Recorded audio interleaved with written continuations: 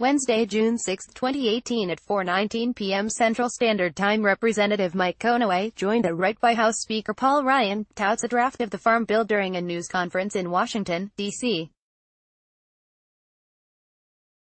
AP photo, J. Scott Applewhite. The Republican congressman charged with writing the nation's Farm Bill liked to jabber about how people on food stamps need to get back to work. But those same lawmakers have helped secure billions of dollars in taxpayer-funded subsidies for big commodity farmers in the last 3 decades, a report released Wednesday by the Environmental Working Group found. And while the House version of the 2018 Farm Bill, a sweeping piece of legislation passed about every 5 years that addresses nutritional aid and farm programs, aims to force draconian work requirements on America's working poor, it also proposes making it even easier for agribusiness to draw taxpayer-funded subsidies, said Scott Faber, Vice President of Government Affairs at the Environmental Working Group. Hypocrisy is not a strong enough word.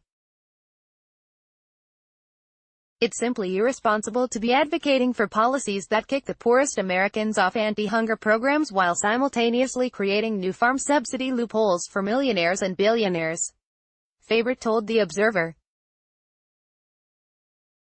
Texas farmers received $1.59 billion in subsidies in 2016, more than any other state, but 81% of producers here collected no subsidies at all. The U.S. Department of Agriculture's subsidy programs pay farmers each year to compensate for low crop prices and natural disasters such as floods and wildfires.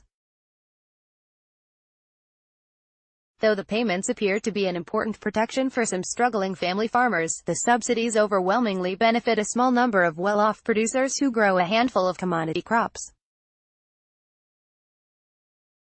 Texas farmers received $1.59 billion in subsidies in 2016, more than any other state, but 81% of producers here collected no subsidies at all. The Environmental Working Group report found that 725 farmers in the cotton-centric congressional district of Midland. Representative Mike Conaway, the House Farm Bill's chief author, took in $2.4 billion in government payments from 1995 to 2016.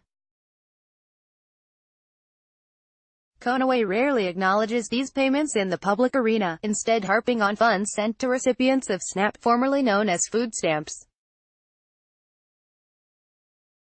A blog post co-written by Conaway last month characterized SNAP beneficiaries as trapped in dependency, when they should be creating their own American dream. It's more than just talk. Conaway's Farm Bill draft proposes enforcing much stricter work requirements on SNAP recipients than currently exist, including for the parents of young children. Democrats have decried the bill's threat to snatch away benefits from recipients for an entire calendar year if a recipient misses 1 month of work. What's more, the proposed changes stand to interrupt food aid for rural residents living in Conaway's own congressional district, Representative Jody Arrington, U.S. House Office of Photography. Farmers in the Panhandle Congressional District of Representative Jody Arrington, who also serves on the House Agriculture Committee, have raked in a staggering $8 billion since 1995, according to the report. For his part, Arrington has quoted the biblical book of Thessalonians to justify stricter work requirements. And in an impassioned speech on the House floor in April, Arrington said, "God expects personal responsibility and He expects us to have responsible policies that pull us up and out of a cycle of dependency." Neither Conaway nor Arrington's offices had responded to a request for comment on this story by Press Time. While Conaway and Arrington try to force strict work requirements on SNAP recipients, the Farm Bill takes the opposite tack when it comes to farm subsidies. The bill aims to roll back rules that limit subsidy payments to wealthy farmers who individually make more than $900,000. The draft also would extend subsidies to cousins, nieces and nephews of farmers even if they don't live on the farm. The irony isn't lost on other members of the U.S.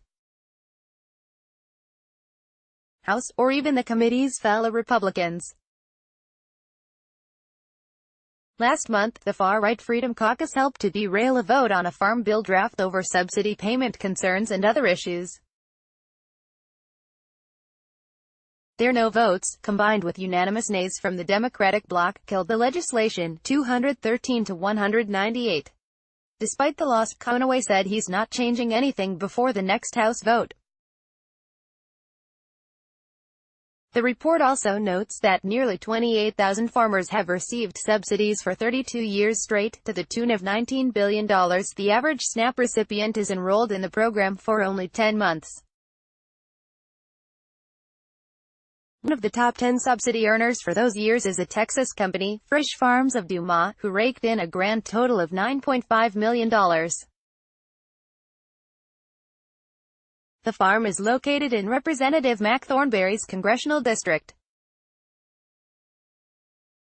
There's no way to explain how so many farmers in Texas could get paid every year for 32 years, Faber said.